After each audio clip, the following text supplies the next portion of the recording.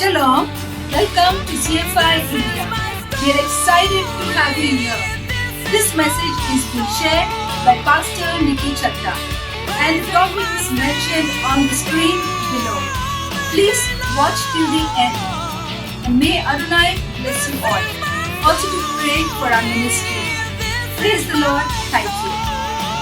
आइए हम लोग आगे जाएंगे। परमेश्वर के वचन हम लोग खोलेंगे अभी और हम लोग देखने वाले हैं न्यायाधीश की किताब से। न्याय आई डोंट नो मराठी में आप कैसे कहेंगे, हिंदी में तो है न्यायाधीश, जजेस का किताब, जो 7वां किताब है बाइबल में।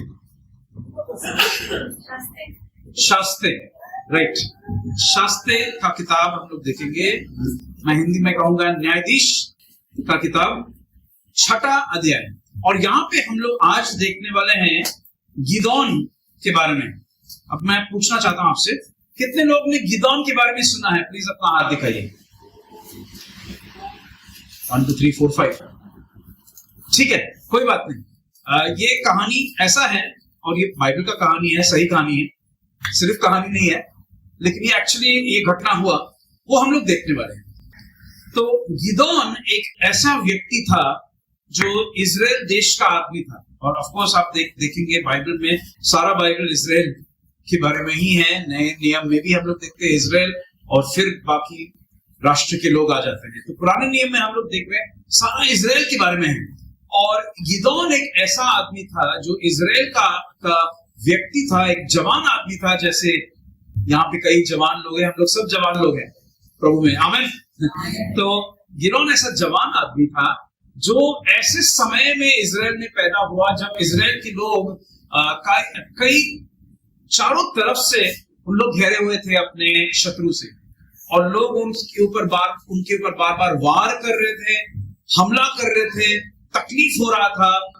और गिदोन ऐसे समय में पैदा हुआ।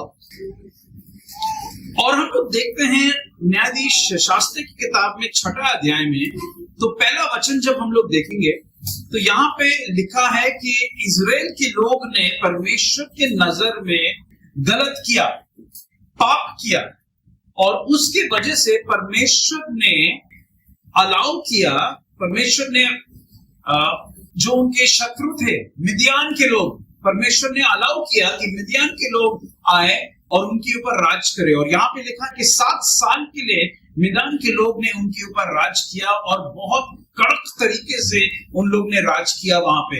इस तरीके से उन लोग राज कर रहे थे कि बाइबल में लिखा है कि जो भी इजराइल के लोग बोया करते थे खाने के लिए, वो सब इन लोग आके लेके चले जाते थे। उन लोग आके नाश करते थे, उन लोग आके चोरी करके लेके जाते थे। और इजराइल के लोगों के पास कुछ खाना भी के लिए भी ठीक से नहीं था, ऐसा तकलीफ हुआ करता था वहां पे।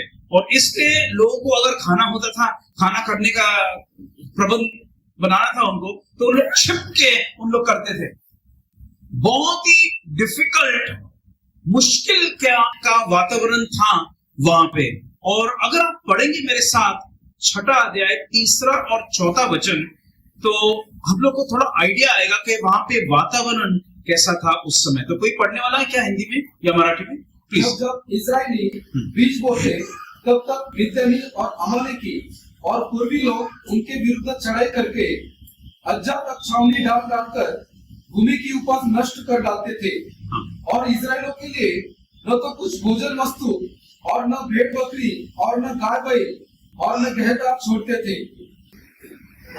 तो हम लोग देखिए थोड़ा इस पे सोचेंगे इसके बारे में, क्योंकि हम लोग बाइबल पे जब देखते हैं कि हम लोग इजराइल के बारे में पढ़ रहे हैं, हम लोग अपने आप को वहां पे डालेंगे कि उनके साथ जो हो रहा था, यदि हम वहां पे होते थे हमारे साथ कैसा होता है। और उनके जो शत्रु हैं मिद्यान के लोग, यहाँ पे लिखा मिद्यान के लोग और अमलेक के लोग जो उनके शत्रु थे, वो पीढ़ियों से ये लोग, ये जो कम्युनिटीज है, ये जो कौम के लोग हैं मिद्यान और अमलेक के लोग, वो हमेशा इजराइल के लोग को मारना चाहते थे, नष्ट करना चाहते थे। तो हम लोग इस तरीके से सोचे कि हम वहां पे हैं और हमारे शत्रु कौन है? शैतान। शैतान हमें हमेशा नष्ट करना चाहता है, बराबर है। हमेशा हमला करना चाहता है, हमेशा वो देख रहा है कि कैसे हमारे जिंदगी में कुछ ना कुछ वो गड़बड़ करे। और मिद्यान और अमालेक के लोग वही कर रहे थे इजराइल के साथ। तो हम लोग कह सकते हैं कि मिद्यान और अमालेक के लोग शैतान के लोग को दर्शा रहे हैं, यहाँ पे एक रूप में है जो इजराइल के लोग, जो परमेश्वर के लोग हैं, उनके विरुद्ध में आ रहे हैं। उनके पास जो भी खाना था उन लोग लेके जाते थे, उन लोग जो भी बोया करते थे इन लोग आके नष्ट करते थे। अब नए नियम में हम लोग देखते हैं यूहन्ना की किताब में प्रभु यीशु मसीह ने क्या कहा कि शैतान आता है क्या करने? चोरी करने, नाश करने और to steal, to kill, to destroy. और मिद्यान के लोग वही कर रहे थे जो शैतान करता है, मिद्यान के लोग वही कर रहे थे। अब वो लोग आ रहे थे चोरी करने के लिए, उन लोग आ रहे थे मारने के लिए, उन लोग आ रहे थे नाश करने के लिए। और हम लोग अगर देखेंगे इतिहास में, और आप देखोगे मिस्र देश के समय से इजराइल के लोगों को मारना हमेशा शैतान के मन और शैतान के दिल में था। और आज के दिन भी हम लोग देख रहे हैं, इतना हमला हो रहा है इजराइल पे, इतना हमला हो रहा है यहूदी लोगों पे। वही आत्मा है जो उस समय मिद्यान के लोग के अंदर था, वही आत्मा है जो पहले फारो और मिस्र देश के लोगों के अंदर था, और वही आत्मा हम लोग देखेंगे अंत के दिनों में भी। आत्मा वही है, शैतान वही है, परमेश्वर के लोग वही है। और हमें पैटर्न समझना बहुत इंपॉर्टेंट होना चाहिए, और होता है, क्योंकि हम लोग तब तक हम लोग तैयारी नहीं कर पाएंगे प्रभु यीशु मसीह के वापस आने के लिए जब तक हम लोग पैटर्न नहीं समझते। और पैटर्न वही है कि वही शैतान है जो उस समय था, गिदोन के समय भी था, और आज के समय भी वही शैतान है। तो हम लोग देखते हैं कि गिदोन जो है, बाइबल में लिखा है यहाँ पे कि वो छुप के कुछ कर रहा था। और आप अगर 11वें वचन को आप अगर पढ़ोगे तो वहां पे हम लोग को पता चल जाता है, तो प्लीज पढ़ लीजिए। फिर यहोवा का दूत आकर उस 5 वृक्षों के तले बैठ गया जो ओप्रा में अबीएजेरी के योआश का था, और उसका पुत्र गिदोन एक दाखरस के कुंड में गेहूं इसलिए झाड़ रहा था कि उसे मिद्यानियों से छिपा रखे। हाँ, तो दाखरस के यहाँ पे वो गेहूं को साफ कर रहा था छुपने के लिए, क्योंकि दाखरस बड़ा होता है, वहां पे छिप के वो कर सकता है। मिद्यान के लोग को देखना चाहिए कि हम लोग को खाना तो है। और यहाँ पे लिखा है कि जब वो ये कर रहा था तो कौन आया वहां पे? एक देवदूत आ गया वहां पे, एक स्वर्गदूत, एंजल ऑफ गॉड वहां पे आ गया। और वो जगह का नाम भी लिखा है, तो मैं थोड़ा जगह के बारे में आपको बताता हूं। उसका नाम है ओप्रा। ओके, आप अगर गूगल करोगे आपके फोन पे ओप्रा आज के दिन, ओप्रा टुडे, तो आज के दिन उसका नाम चेंज किया गया, क्योंकि आज के लोग फिर पैलेस्टीनियन लोग वहां पे, अरब मुस्लिम्स वहां पे, उन लोग ने कब्जा कर लिया उस जगह पे। लेकिन उसका नाम आज के दिन है ताइबे, TAYBEH, ताइबे। उन लोग ने नाम चेंज कर दिया। बाइबल का नाम है ओप्रा, लेकिन आज के मॉडर्न नाम अरब मुस्लिम लोग ने ताइबे कर दिया है। ओके, तो ये यरूशलेम से करीब 37 किलोमीटर, जैसे यहां से रंजनगांव लगभग, तो वहां ये जगह है ताइबे, जो बाइबल का नाम है ओप्रा। ओके, तो हम लोग देखते हैं कि गिदोन वहां पे छुप के अपना तैयारी कर रहा है, अपने परिवार के लिए कुछ खाना बना रहा है, गेहूं को साफ कर रहा है। और कौन आता है वहां पे? देवदूत आ जाता है वहां पे, स्वर्गदूत आ जाता है वहां पे। और गिदोन अपना काम कर रहा है, उसको पता भी नहीं चला कि एक स्वर्गदूत वहां पे आ गया है। अब स्वर्गदूत आके कर क्या रहा है वहां पे? बैठ के देख रहा है, ऑब्जर्व कर रहा है। गिदोन को अभी भी पता नहीं चला है। देखिए, पहली चीज आपको और हमें, हमारे नजर में एक आना चाहिए कि स्वर्गदूत चारों तरफ है। ये खाली जो कुर्सी आपको दिख रहा है, खाली नहीं है। यहां पे एक देवदूत बैठा है, एक स्वर्गदूत बैठा है, यहां पे खड़ा है, पीछे खड़ा है, बाहर खड़े हैं, लोग ऑब्जर्व कर रहे हैं और जैसे देवदूत आके ऑब्जर्व कर रहा, वो देख रहा था, हाँ ये गिदोन कर क्या रहा है, जाके प्रभु को रिपोर्ट दो, परमेश्वर को रिपोर्ट दो। क्योंकि ऐसे ही होता है ना, ऑफिस में ऐसे ही होता है। बड़ा बॉस क्या बोलेगा छोटे बॉस को, जाके देखो क्या हो रहा है वहां पे, आके मुझे एक रिपोर्ट बना के दो, हेड ऑफिस में रिपोर्ट आप बना के दो। और स्वर्गदूत वही कर रहा है, जाके उसने देखा, मन में मार लिया एंट्री, यहां पे क्या हो रहा है। आप मेरे साथ खोलिए दानियल का किताब, दानियल 4 अध्याय और 23 वचन, जहां पे एक बहुत इंटरेस्टिंग बात लिखा हुआ है। दानियल 4:23।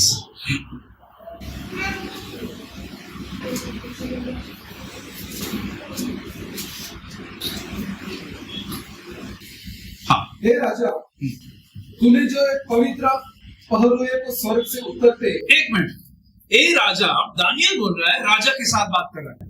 तो राजा ने क्या देखा? तूने जो एक पवित्र पहरुए को, हाँ कौन है पहरा हुआ, कौन है? स्वर्ग से उतरते। स्वर्ग से कौन आया? पवित्र मतलब क्या, उसका काम क्या है? देखना, करेक्ट। पैरोहा क्या करता है? वॉचमैन जैसा आप कहेंगे, देखने वाला, बराबर है। तो दानियल ने क्या कहा? ए राजा, तुमने देखा कि स्वर्ग से एक पवित्र पहरुआ, देखने वाला, जो देवदूत देखता है, ऑब्जर्व करता है, वो आ गया। और गिदोन के साथ भी वही हुआ। मैं आपको क्या कहना चाहता हूं, आप अपने आप को, मैं अपने आप को गिदोन की जगह में हम लोग रखेंगे। हम लोग सोचते हैं हमारे चारों तरफ तकलीफ हो रहा है, प्रॉब्लम है, जॉब ठीक से नहीं हो रहा है, बिजनेस नहीं चल रहा है ठीक से, चारों तरफ शैतान से प्रेशर, दबाव आ रहा है, ऐसा ऐसा हो रहा है, प्रॉब्लम्स हो रहे हैं। और परमेश्वर ने क्या किया? भेज दिया एक देवदूत को कि जाके देखो, देख लो भाई के जिंदगी में क्या चल रहा है, पास्टर नाना की जिंदगी में क्या चल रहा है, निकी चंद्रा की जिंदगी में क्या चल रहा है, जाके देख के रिपोर्ट करके लाओ। हमारे चारों तरफ देवदूत है। कभी कभार हमें लगता है कोई नहीं देख रहा है, कुछ नहीं, किसी को कुछ नहीं पता। देखिए, देख रहा है। परमेश्वर का देवदूत देख रहा है, खड़े होके देख रहा है। आपको दिखाई नहीं देता है, गिदोन को दिखाई नहीं दे रहा था, हमें दिखाई नहीं देता है, लेकिन जो हो रहा है आत्मा में, परमेश्वर के रिकॉर्ड में सब चीज लिखा जा रहा है। जो बात आपने किया स्कूल में दोस्तों के साथ, स्वर्ग में लिखा गया है। जो आपने किया आपके पड़ोसी के साथ, अच्छा काम किया या बुरा काम किया, जो भी है, सब चीज लिखा जा रहा है स्वर्ग में। क्योंकि परमेश्वर ने अपने देवदूत को भेजा है कि जाओ वहां पे और रिपोर्ट लो, और रिपोर्ट करके मुझे बताओ क्या हो रहा है। हम जो देखते हैं ना, हम देख रहे हैं कि हमारे पास क्या दिख रहा है, यहाँ पे माइक दिख रहा है, दीवार दिख रहा है, स्पीकर दिख रहा है, पेड़ दिख रहे हैं, बिल्डिंग्स दिख रहे हैं। हम बाहर और देखेंगे तो गाड़ियां दिखेंगे। हमारा दुनिया वो है जो हमारे आंख से दिखता है। लेकिन जो ना दिखने वाली जो हो रहा है काम, जो जिसमें जो इंग्लिश में मैं कहूंगा द अनसीन वर्ल्ड, वो सीन वर्ल्ड से बहुत ही ज्यादा बड़ा है। मैं दोबारा कहता हूं, जो नहीं दिखने वाली जो दुनिया है, वो दिखने वाली दुनिया से कहीं बड़ा है। और वो परमेश्वर और नरक के दूत का दुनिया है। क्योंकि परमेश्वर के बीच में और शैतान के बीच में कंटिन्यूअस युद्ध चल रहा है, और एक दिन परमेश्वर शैतान को खत्म, नाश कर देंगे और नरक में फेंक देंगे हमेशा के लिए। तब तक ये युद्ध चलता जाएगा। और कौन है बीच में? हम लोग हैं बीच में, परमेश्वर के लोग हैं बीच में। कौन है बीच में? इजराइल के लोग हैं बीच में। कौन है बीच में? बिलीवर्स है बीच में, जो यीशु मसीह पे विश्वास करने वाले लोग। लेकिन हमें कभी नहीं सोचना चाहिए कि हम अकेले हैं। कभी हमें सोचना नहीं चाहिए कि हमें नहीं पता क्या हो रहा है। क्या हो रहा है कि ना दिखने वाली दुनिया में बहुत काम चल रहा है। हम लोग सो रहे होंगे, 8 घंटा हम लोग सोते रात को, दुनिया तो चल रहा है। ना दिखने वाली आत्मा अभी भी काम कर रहे हैं। स्वर्गदूत अपने काम कर रहे हैं और नरक के दूत भी अपने काम कर रहे हैं, और दोनों अगेंस्ट है, दोनों विरुद्ध में है। और गिदोन को यह पता चल गया कि वहां पे कोई ना कोई खड़ा है वहां पे। आमीन। मत्ती 18 और 10वां वचन हम लोग पढ़ेंगे। Matthew chapter 18 verse 10। देखो, तुम इन छोटे में से किसी को तुच्छ न जानना, क्योंकि मैं तुमसे कहता हूँ कि स्वर्ग में उनके दूत मेरे लिए स्वर्गीय पिता का मुंह सदा देखते हैं। अब दोबारा पढ़िए। देखो, तुम इन छोटों, एक मिनट, तुम इन छोटों में से किसी को तुच्छ न जानना, किसी को तुच्छ न जानना। कौन? छोटे में से। इनसे छोटा कोई है? वो भी है। कम इन छोटों को तुच्छ ना जानना, क्योंकि प्रभु यीशु मसीह कह रहे हैं, क्या कह रहे हैं प्रभु यीशु मसीह छोटे के बारे में? क्योंकि मैं तुमसे कहता हूँ कि स्वर्ग में उनके दूत, किनके दूत? छोटो बच्चों के दूत मेरे स्वर्गीय पिता का मुंह सदा देखते हैं। इनके दूत मेरे पिता का मुंह सदा देख रहे हैं। मतलब हर छोटे बच्चे का एक दूत है। हालेलुया। हर छोटे बच्चे का, बोलिए, कमान आप बोलिए, मेरा दूत है, मेरा एक स्वर्गदूत है जो खुदा आपका चेहरा कंटिन्यूसली देख रहा है। तो यीशु मसीह कह रहा है कि छोटे को कभी तुच्छ ना मानना। मुझे कभी बुरा नहीं लगता है कि छोटे बच्चे भाग रहे हैं चर्च में, बात नहीं, स्वर्ग का राज्य उन्हीं का है, प्रभु यीशु मसीह ने कहा। आमीन। और प्रभु कह रहे हैं कि उनका दूत, हर एक बच्चे का एक इंडिविजुअल दूत है स्वर्ग में, जो पिता का चेहरा उन लोग देख रहे हैं। Go sit down. Thank you. आइए हम लोग ताली बजाएंगे इनके लिए, बच्चों के लिए। प्रभु के राज्य का फ्यूचर यही है। इनको खड़ा करना इंपॉर्टेंट, हमारे अंदर वो जिम्मेदारी है। आमीन। स्तोत्र 51 और 11 वचन में यही बात लिखा है कि परमेश्वर ने स्वर्गदूत को एक जवाबदारी दिया है कि हमारा ख्याल रखने के लिए। स्तोत्र 51:11, 91 वर्स 11। मुझे अपने सामने से निकाल दे और अपने पवित्र आत्मा को मुझसे अलग न कर। नहीं, स्तोत्र 91 नॉट 51, सॉरी, मैंने शायद 51 बोला, 91, सॉरी, मैंने 51 बोला ना, 51। रक्षण करण्याची या विषयी तो आपल्या दिव्यदूतांना आज्ञा दी। उन्होंने अपने आज्ञा दिया स्वर्गदूत को कि हमारे रक्षा करें। करेक्ट, वही बात लिखा है। यस, क्योंकि वह अपने दूतों को तेरे निमित्त आज्ञा देगा कि जहां कहीं तू जाए वे तेरी रक्षा करें। आमीन।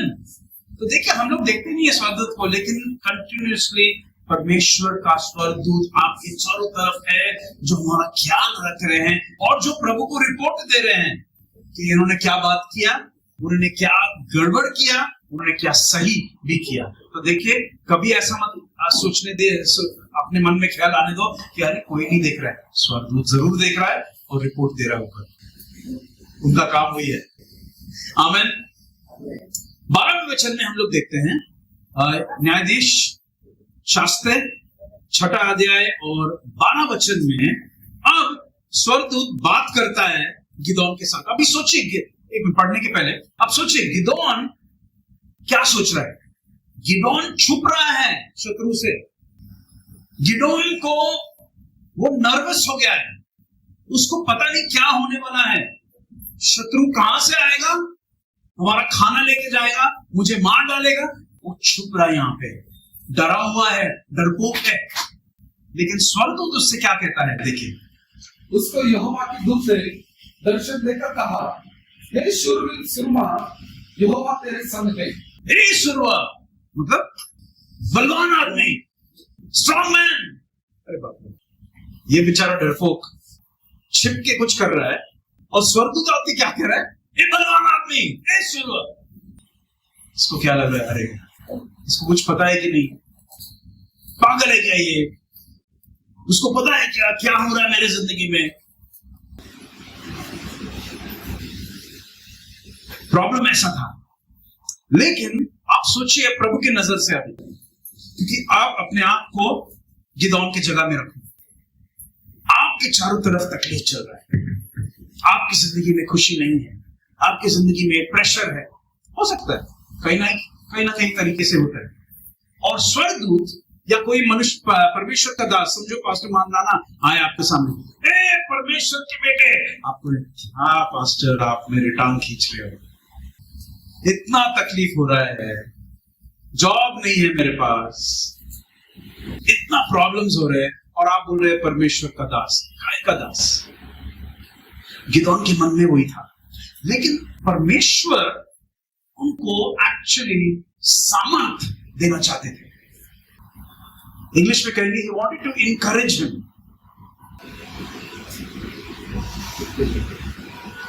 आमीन। परमेश्वर हमेशा चाहते हैं कि हमें उठाएं। परमेश्वर नहीं चाहते हैं कि हम गिर जाएं। परमेश्वर नहीं चाहते हैं कि हम शर्म खाएं। परमेश्वर नहीं चाहते हैं कि हम झुक जाएं। परमेश्वर हमेशा चाहते हैं कि हम उठे रहें। ये परमेश्वर की इच्छा होती है। शैतान हमें गिराने की कोशिश करता है, परमेश्वर हमें उठाते हैं। आमीन। ये परमेश्वर का तरीका है। और कोई भी व्यक्ति अगर आपको बार बार गिरा रहा है, वो परमेश्वर का काम नहीं कर रहा है। कोई भी रिश्ता जो आपको बार बार गिरा रहा है, आपको तुच्छ बना रहा है, ऐसा रिश्ता परमेश्वर से नहीं है। क्योंकि परमेश्वर का तरीका है हमें उठाना, शैतान का तरीका है हमें गिराना। क्योंकि शैतान सोचता है जितना गिराओ आदमी को, वो ऐसा डिप्रेशन में आए कि वो मर जाए। यही होता है शैतान का तरीका। ऐसा डिप्रेशन लेके आए लोगों के अंदर, तनाव लेके आए लोगों के अंदर, और इसलिए इतना सुसाइड भी हो रहा है। क्योंकि मनुष्य सोचता है कि आगे अभी क्या हो सकता है, कोई रास्ता है ही नहीं, अपने आप को मार डाले। शैतान का काम है, it's the work of the devil. परमेश्वर का काम नहीं। परमेश्वर जिंदगी देने वाले परमेश्वर है। आमीन। यीशु मसीह ने यही कहा, राइट, मैं क्यों आया हूं, जिंदगी देने के लिए, भरपूरी का जिंदगी आपको देने के लिए। आमीन। शैतान आया है आपको नाश करने, हमें गिराने, इंसल्ट करने के लिए।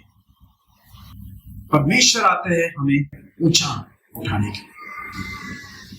और स्वर्गदूत ने यही कहा, गिदोन ए बलवान मनुष्य।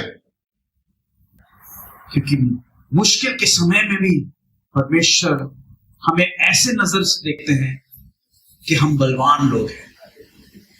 अगर आपके अंदर प्रॉब्लम भी है, आपके घर में प्रॉब्लम भी है, आपकी जिंदगी में प्रॉब्लम भी है, जब परमेश्वर आपको देख रहा है, परमेश्वर क्या देख रहा है, एक बलवान मनुष्य को देख रहा है। हालेलुया।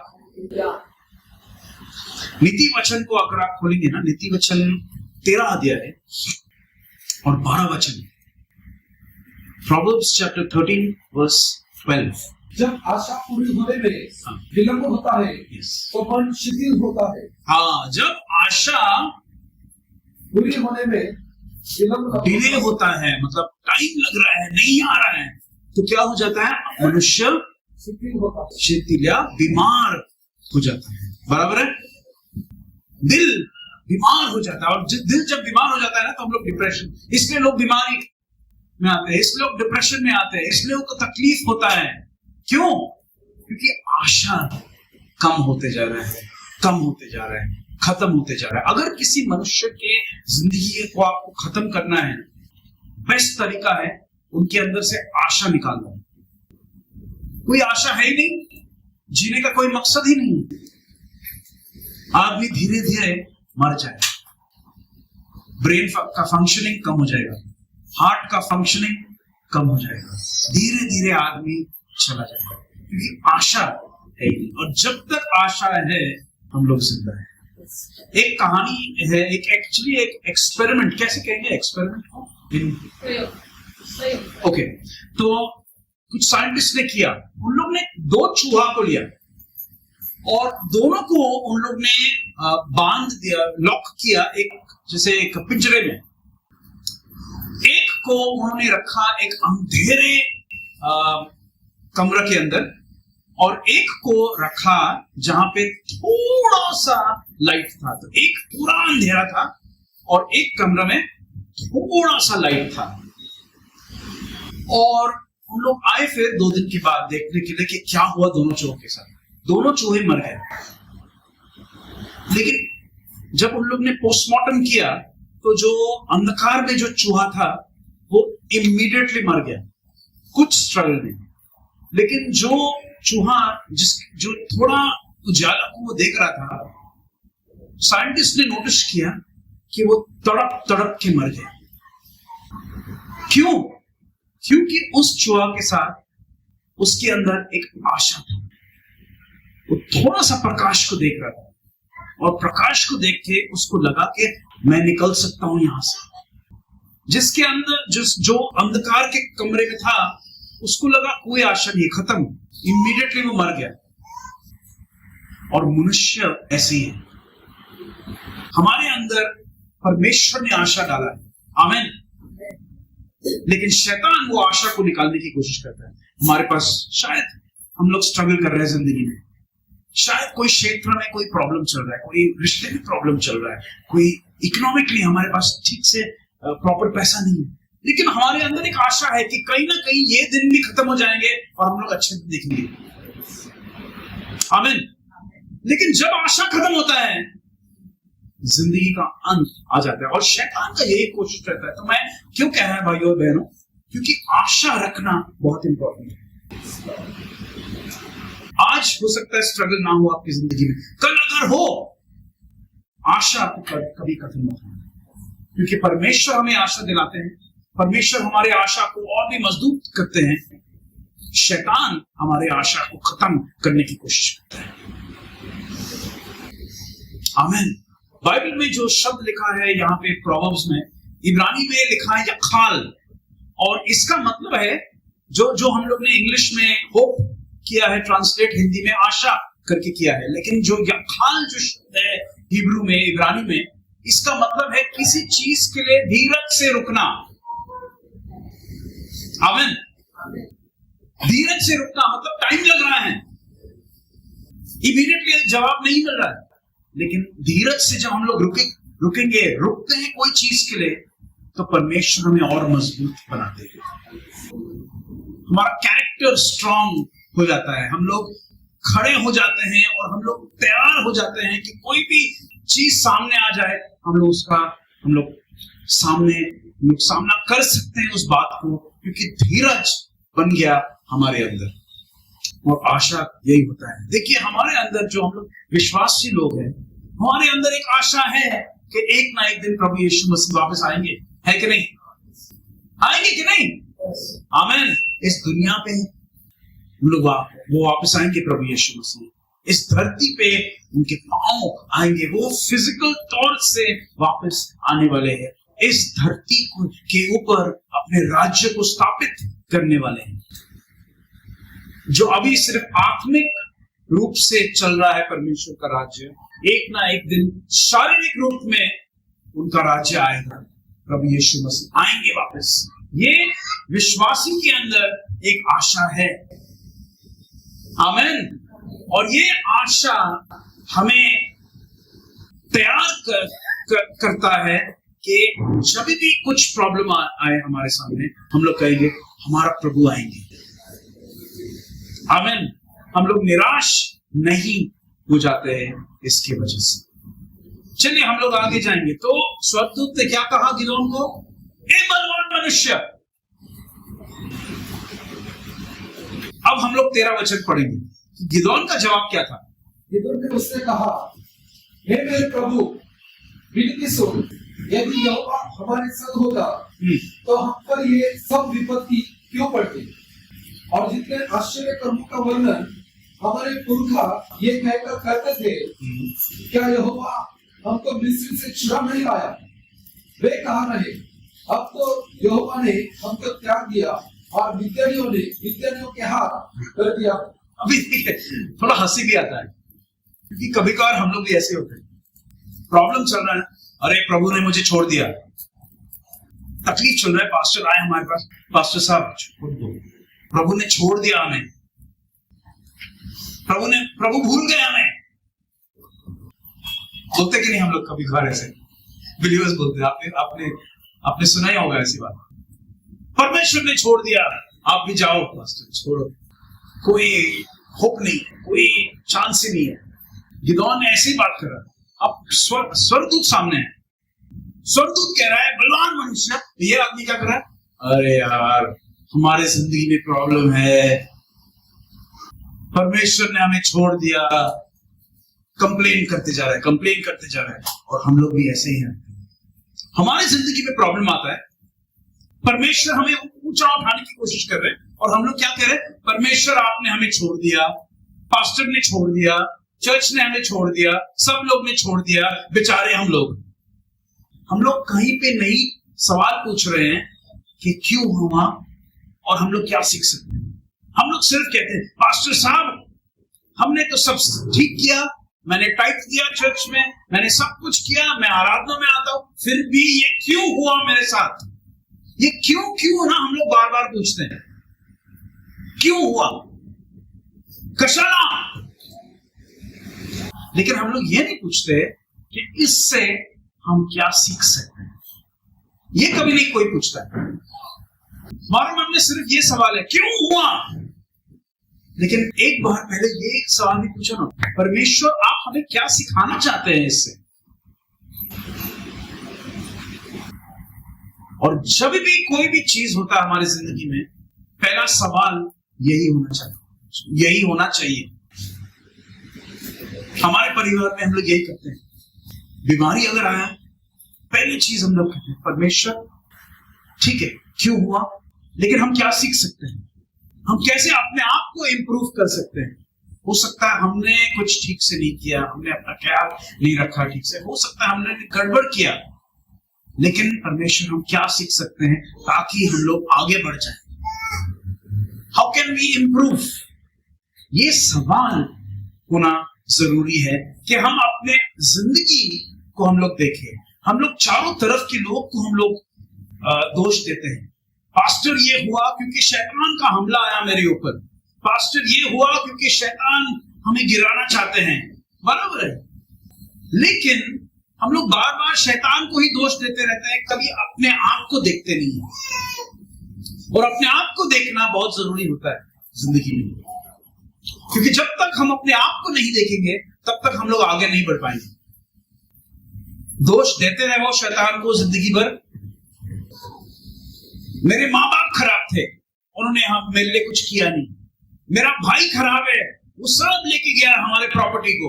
हम लोग ये नहीं देख रहे हैं कि हमारे अंदर क्या कमी है, बाकी सब लोग के अंदर जो कमी है, बाकी सब लोग जो गड़बड़ कर रहे हैं, सबके ऊपर हमारा एक ओपिनियन है सबके प्रति, लेकिन हम लोग खुद की जिंदगी को देखते हैं। और गिदोन वही कर रहा था। परमेश्वर ने हमें छोड़ दिया, ये हो रहा है, वो हो रहा है। वो नहीं सोच रहा है कि मैं क्या सीख सकता हूं और मेरे अंदर क्या गड़बड़ है। मेरा बॉस खराब है, मेरा ऑफिस खराब है, ये खराब है, वो खराब है, लेकिन आपके अंदर क्या प्रॉब्लम है वो आप कभी नहीं देख रहे हो। क्रिस्ती जिंदगी में अपने आप को देखना बहुत इंपॉर्टेंट है, क्योंकि जब तक हम लोग अपने आप को ना जांचे हम लोग आगे नहीं जा सकते हैं। पौलुस यही कहता है जब होली कम्युनियन का जो जो पैसेज है हम लोग पढ़ते हैं ना पहली कुरिन्थियंस 10-11 अध्याय में, पौलुस क्या कहते हैं कि हर मनुष्य अपने आप को पहले जांचे और फिर प्रभु की मेज के पास आए, क्योंकि अपने आप को जांचना जरूरी होता है।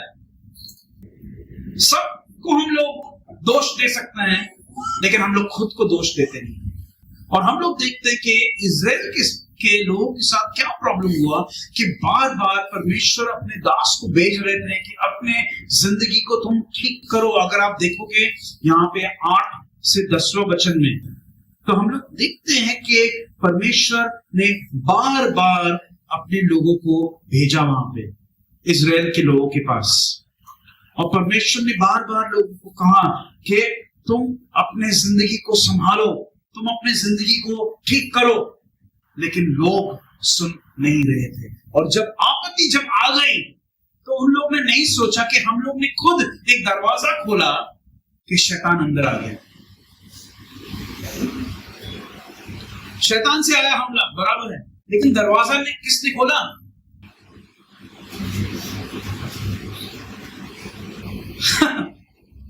ये देखना बहुत जरूरी होता है क्रिस्ती जिंदगी में।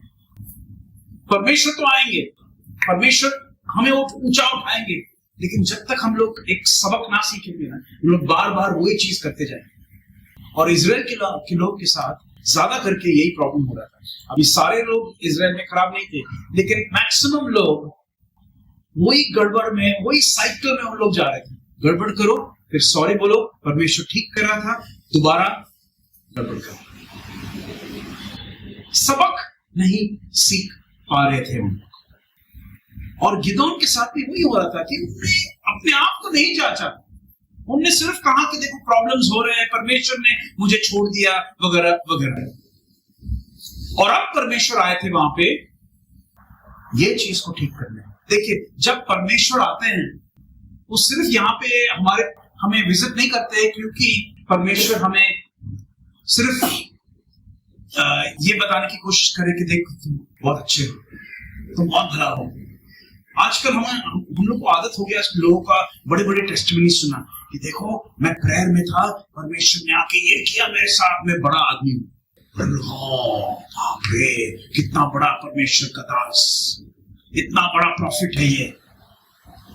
लेकिन बाइबल में हम लोग देखते हैं कि जब प्रभु ने किसी को विजिट किया, प्रभु ने विजिट किया ताकि उनकी जिंदगी को सीधा करे। कुछ गड़बड़ है और परमेश्वर उनको ठीक करना चाहते हैं। कुछ मिसिंग है, कुछ तो है जो ठीक नहीं था, जो परमेश्वर और सीधा करना चाहते थे। कुछ तो था जो परमेश्वर और मजबूत करना चाहते हैं। कुछ लोग हैं जो गड़बड़ में थे, कुछ लोग हैं जो वीकनेस में थे, और कुछ लोग थे जो मजबूत थे, जो परमेश्वर और मजबूत करना चाहते थे। लेकिन जब परमेश्वर आते हैं, जब परमेश्वर का दास जब प्रकट होता है, परमेश्वर का हमेशा एक प्लान रहता है आपके और मेरे जिंदगी में। आप देखोगे बार बार हम लोग 2-3 वचन हम लोग देखेंगे। हम लोग देखते हैं लूका की किताब में, लूक 1:11 के परमेश्वर का दूत जकरिया के पास आया, जो यूहान बपतिस्मा देने वाले का पिताजी, उनके पास आया। क्यों आया उनके पास? उनको बताने के लिए कि देखो मैं तुम्हारे परिवार में एक बेटा लाने वाला हूं। क्योंकि उनके पास उनके और उनकी बीवी उनके कोई बच्चे नहीं थे, तो परमेश्वर आए उनके जिंदगी को ठीक करने के लिए।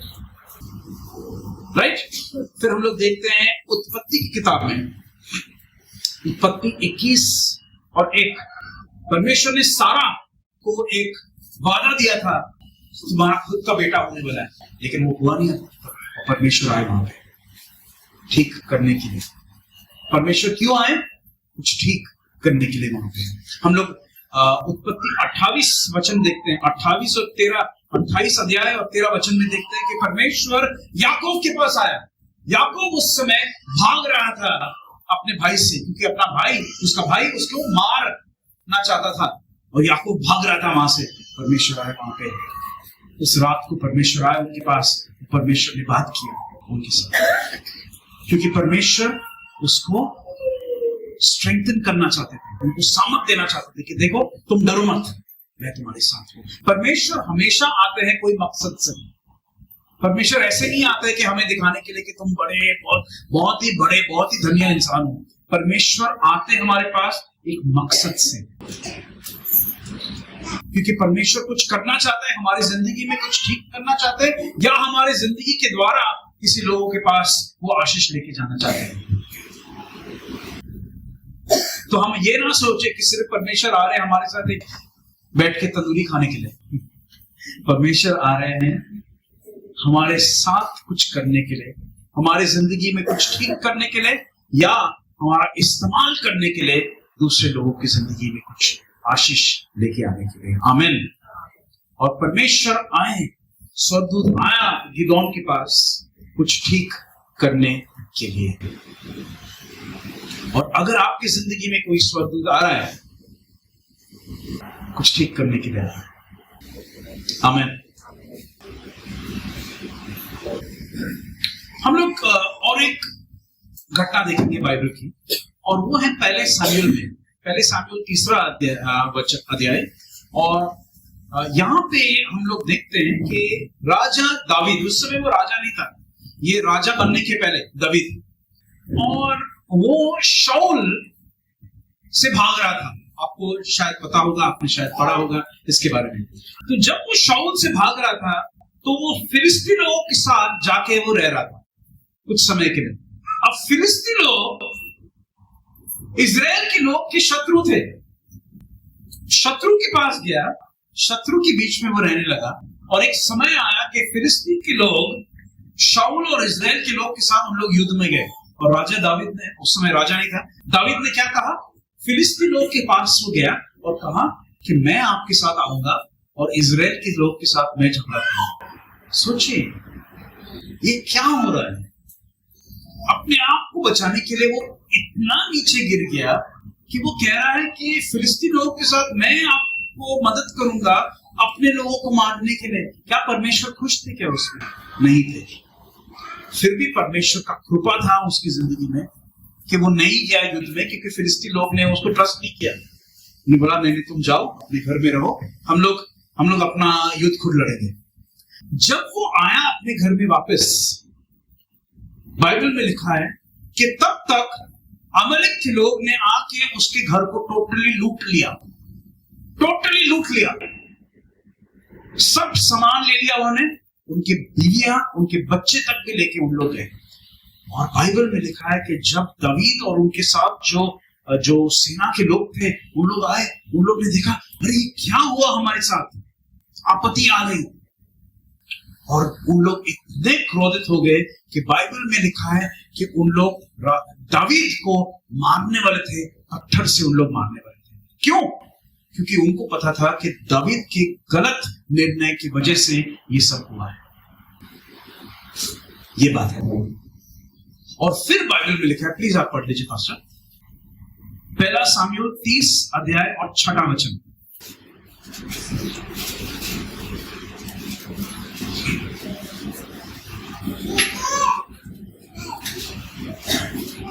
पहला सामुएल 30 and verse 6।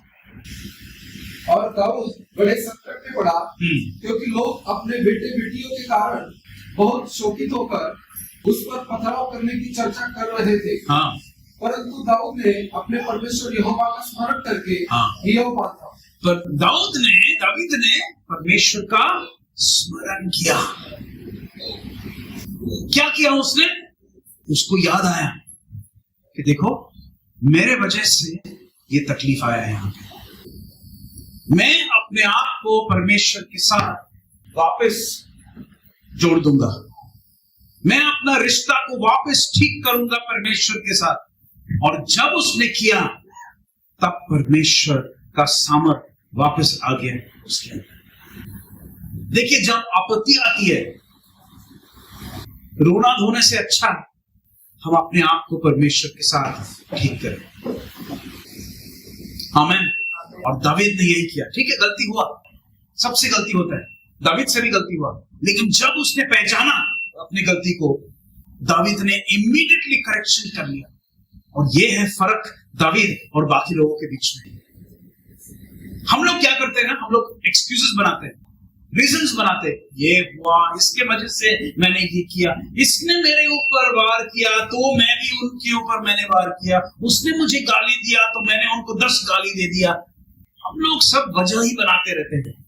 दाऊद ने वजह नहीं बनाई, उन्होंने कहा गलत हुआ, अब परमेश्वर आई एम सॉरी। परमेश्वर को उसने स्मरण किया, अपने रिश्ते को वापस उसने ठीक किया परमेश्वर के साथ। और जब भी तकलीफ आता है जिंदगी में, जब भी कोई भी चीज होता है आपके साथ मेरे साथ, हमें पहली चीज वही करना चाहिए कि परमेश्वर मेरा रिश्ता मैं आपके साथ दोबारा मैं स्थापित कर रहा हूं दोबारा, प्रभु यीशु मसीह के नाम से। रिपेंटेंस जो होता है, जो पश्चाताप होता है, वो इंपॉर्टेंट होता है क्रिस्ती जिंदगी में। अगर कोई रिश्ता भी टूटा, हम उसके बहाना ना बनाए, हम जाए भाई के पास, हम जाए बहन के पास, आई एम सॉरी बोल के ना कोई छोटा नहीं बन जाता है। हम लोग सोचते हैं फिल्म का डायलॉग देख के, दोस्ती में सॉरी नहीं, थैंक यू नहीं, ये सब फिल्म की दुनिया है। बाइबल का दुनिया ऐसा नहीं है। बाइबल की दुनिया में हम लोग देखते हैं बार बार सॉरी कहना, बाइबल का कल्चर है, ये का संस्कृति है। थैंक यू बोलना परमेश्वर को, भाइयों बहनों को थैंक यू बोलना, ये परमेश्वर का सिस्टम है। दुनिया के तौर से ना जाए, बाइबल के तौर से हम लोग जाए। आमीन। दाऊद ने कहा परमेश्वर मैं स्मरण करता हूं, आई रिमेंबर, मैं अपने आप को ठीक करूंगा। और जब उसने अपने आप को ठीक किया, परमेश्वर ने कहा जाओ वापस, जाओ शैतान शत्रु के पीछे। और दाऊद गया, शत्रु को उसने हराया और अपने बीवी बच्चों सारा सामान वापस लेके आया, और एक भी व्यक्ति नहीं मरा। आमीन। क्योंकि परमेश्वर हमें वापस देते हैं जब हम अपने रिश्ते को ठीक करते हैं उनके साथ। अब आगे हम लोग देखेंगे गिदोन के बारे में, क्योंकि गिदोन की जगह में देखिए आप और हम हैं। आमीन। 14 वचन को हम लोग देखेंगे, 7 अध्याय 14 वचन।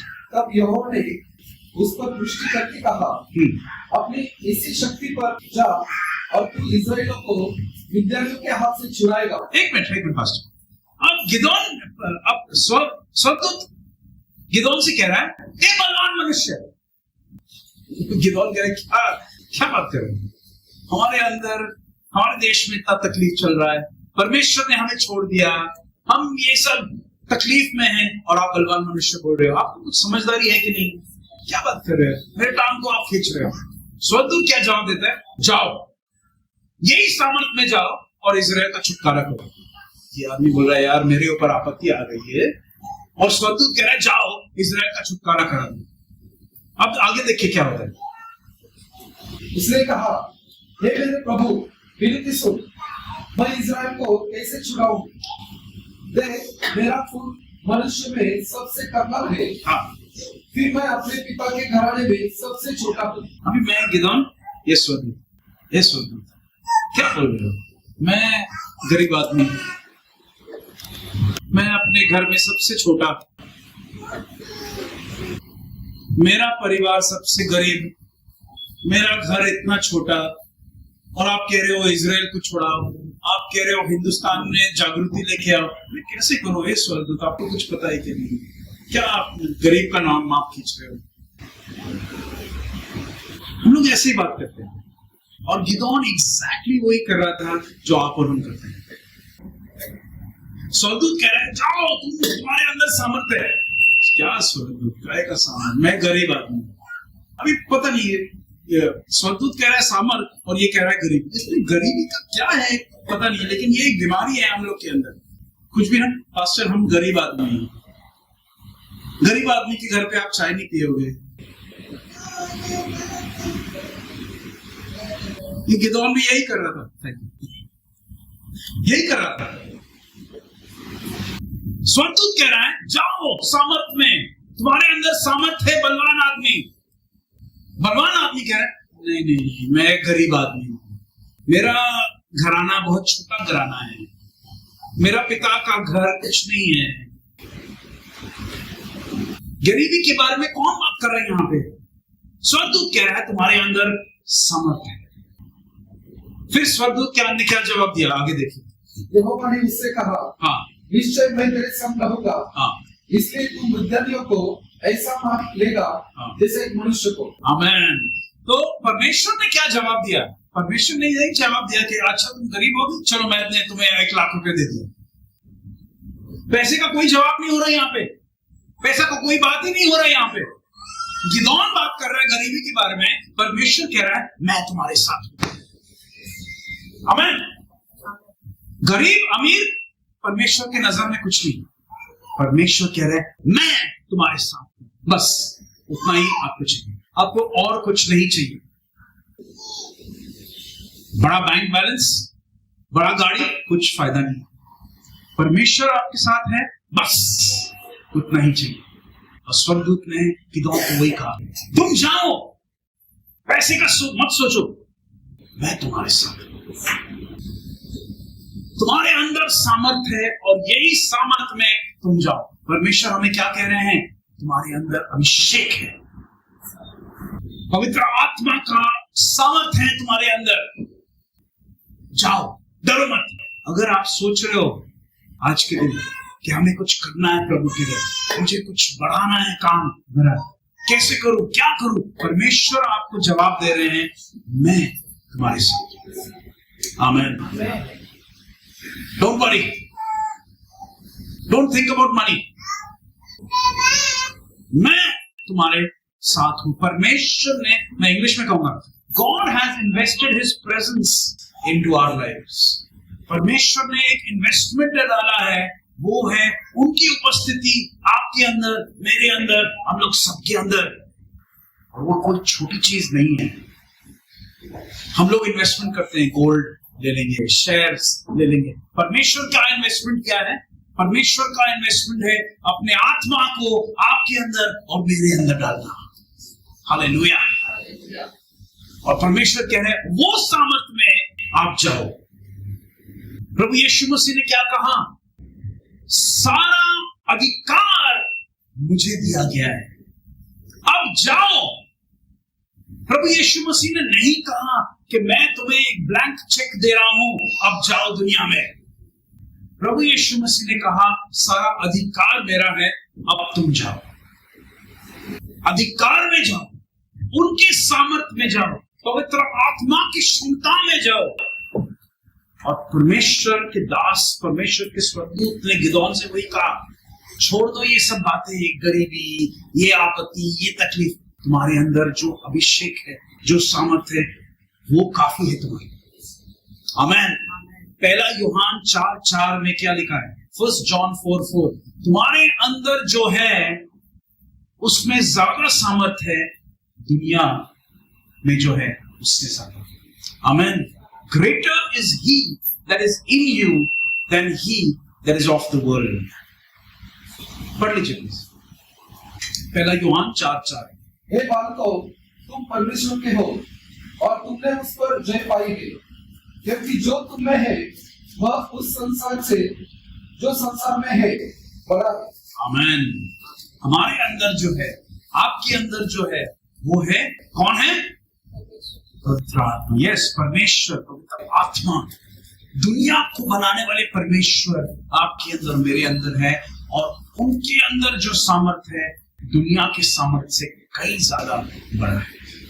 हम लोग उस सामर्थ्य को अभी तक हमने पहचाना नहीं है, उस सामर्थ्य का हम लोग ने इस्तेमाल किया ही नहीं है ठीक से, इसलिए हम लोग दबाव में आ जाते हैं। दबाव आएगा जिंदगी में। देखिए, मैं नहीं कह रहा हूं कि क्रिस्ती जिंदगी में कोई सब कुछ अच्छा ही होने वाला है, तकलीफ का समय भी है, हर चीज है, हर सिचुएशन आएगा, क्योंकि परमेश्वर हमें और भी मजबूत बनाना चाहते हैं। लेकिन परमेश्वर हमें गिराने नहीं वाले हैं, परमेश्वर हमें गिरने नहीं वाले हैं। He will not allow us to fall। परमेश्वर हमें उठाएंगे और परमेश्वर हमें और भी सामर्थ्य देंगे। लेकिन परमेश्वर कह रहे हैं कि तुम रुको मत, तुम काम करते रहो, क्योंकि मैं तुम्हारे साथ हूं, मेरा सामर्थ्य है तुम्हारे अंदर। और जो सामर्थ्य है जो मैंने आपके अंदर डाला है, वो संसार के सामर्थ्य से बहुत ज्यादा बड़ा है। और वही सामर्थ्य में जाओ। स्वर्गदूत ने गिदोन से वही कहा, वही सामर्थ्य में जाओ। आपको, हमें परमेश्वर यही कह रहे हैं, वही सामर्थ्य में जाओ जो हमारे अंदर है। हालेलुया।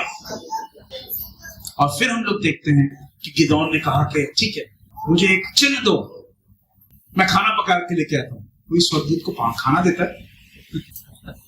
बेचारा गिदोन सिंपल आदमी था, जवान आदमी था, लेकिन परमेश्वर ने उस सिंपल जवान आदमी का इस्तेमाल किया। 23 वचन में हम लोग देखते हैं कि गिदोन को जब पहचान में आता है कि स्वर्गदूत है, तो वो कहता है अब मैं मरने वाला हूं। देखिए 23 पढ़िए। यहोवा ने उससे कहा, तुझे शांति मिले, मत डर, तू न मरेगा। क्योंकि गिदोन सोच रहा है अब मैंने स्वर्गदूत को देखा, अब मैं मरने वाला हूं। परमेश्वर कह रहे शांति। हिब्रू में क्या कहा परमेश्वर ने? शलोम। ये बाइबल का ग्रीटिंग है। जब लोग कहते हैं शलोम, नहीं, ये बाइबल का ग्रीटिंग है।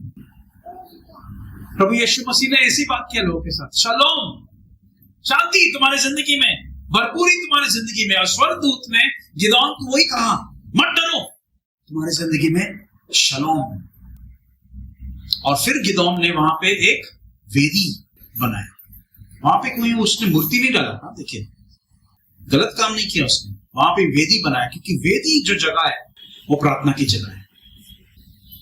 और आपके घर में, मेरे घर में वेदी होना चाहिए। मैं नहीं बोल रहा हूं कि वेदी बनाओ फिजिकली, मैं कह रहा हूं कि एक स्थान होना चाहिए, एक समय होना चाहिए कि हम लोग सब आए साथ में फैमिली होके प्रार्थना कर रहे हैं, आराधना कर रहे हैं, परमेश्वर को ढूंढ रहे हैं, बाइबल पढ़ रहे हैं या स्टडी कर रहे हैं।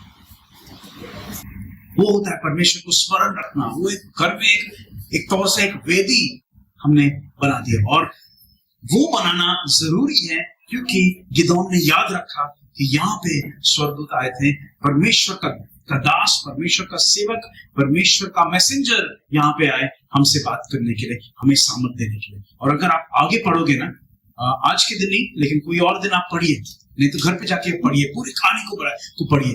गिदोन ने इजराइल के लोगों को इकट्ठा किया। कितने लोग को? पहले 30,000 लोग थे, और फाइनली परमेश्वर ने कहा 30,000 लोग का मुझे जरूरत नहीं, 300 लोग। 300 लोग को लेके गिदोन ने पूरे मिद्यान के सेना को गिदोन ने हरा दिया।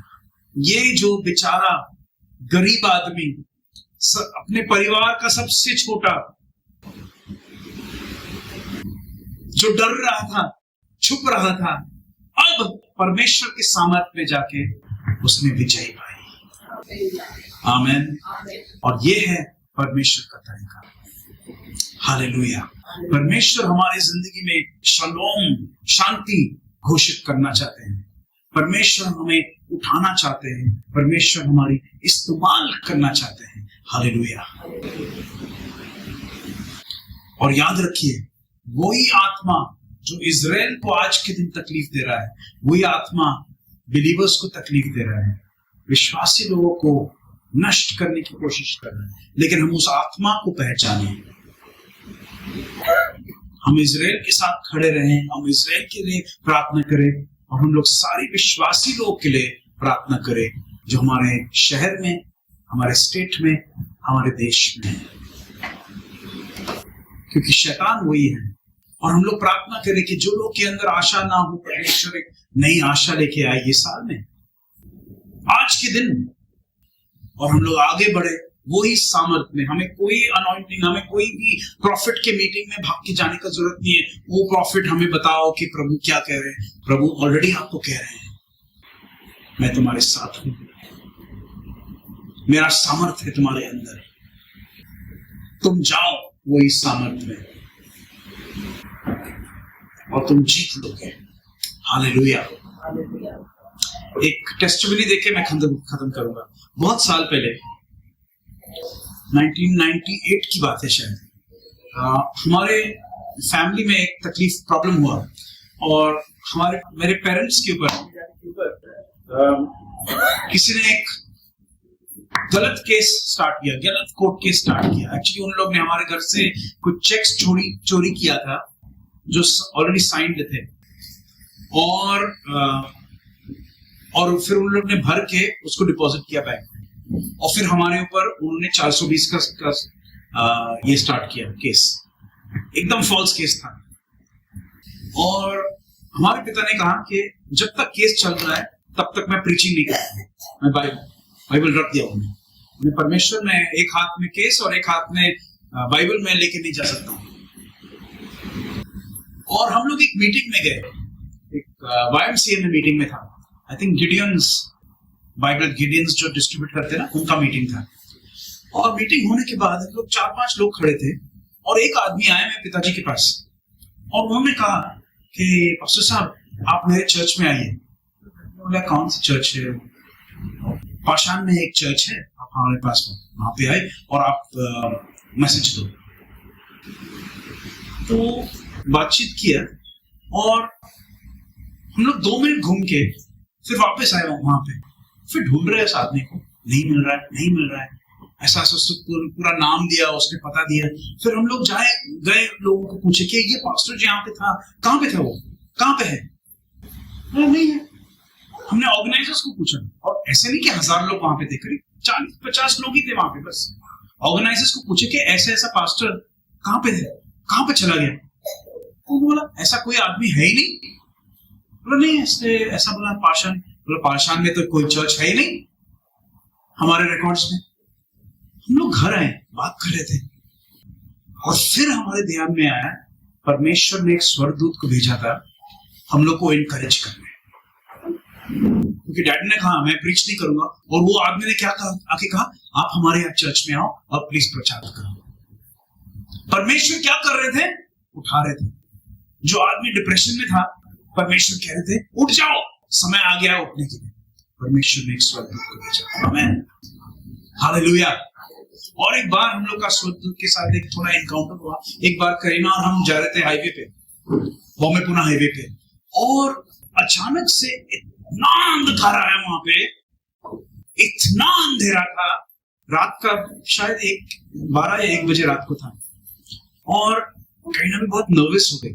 और उस समय ना इतना लाइटिंग वगैरह नहीं था हाईवे पे। लगे कि निकी क्या हो रहा है अभी, कितना अंधकार है।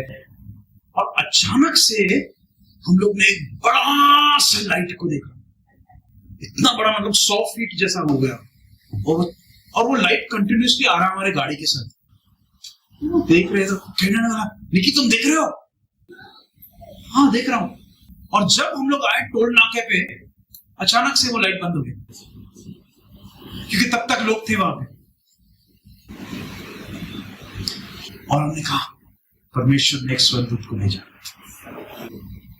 मैं आपको क्या कहना चाहता हूं कि स्वर्गदूत हमारे चारों तरफ है, हमें देख रहे हैं, हमारा रक्षा कर रहे हैं, हमें इनकरेज करने की कोशिश कर रहे हैं। लेकिन परमेश्वर का एक मकसद है कि ऐसा नहीं कि हम लोग गर्व से फूल जाएं कि ओ स्वर्गदूत आया मेरे पास। परमेश्वर का एक मकसद है आपका और मेरा इस्तेमाल उनके राज्य के। Shalom and thank you for watching this video. If you were blessed, then please click on like and please do subscribe to our channel. And if you would like to watch a few more of our teachings, then you may please click on these links over here, over here, over here, over here. And please do contact us. We would love to hear from you. You can contact us from the numbers that are mentioned on your screen. Thank you. Shalom. May God bless you.